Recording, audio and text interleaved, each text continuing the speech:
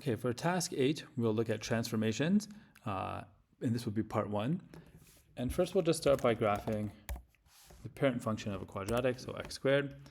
Okay, and we'll hit tab. We'll just do x minus 3 squared. And think about what you think that will do. Is it going to move up or down, left or right?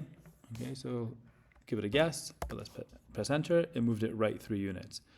Okay, so now what I'll do, let's hit tab and enter another one. And I'm going to call the first function, which is this blue one. We go to var f1. Okay, so now it's understanding this is x squared. And for x, I don't want it to be x. I want to put in x minus 3.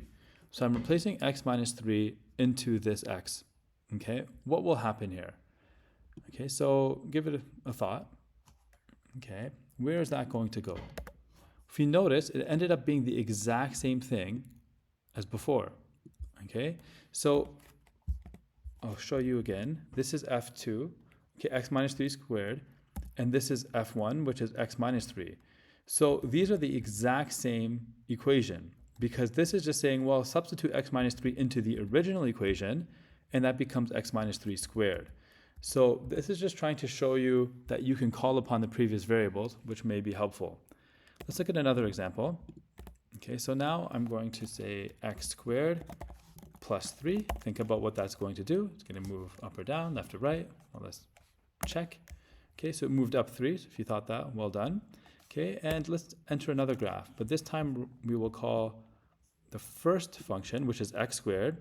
We'll just substitute in x. Okay, so think about that. If we substitute in x into x squared, well, it's x squared. It should be the same thing, plus 3.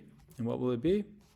The exact same thing as before. So once again, these two are the same.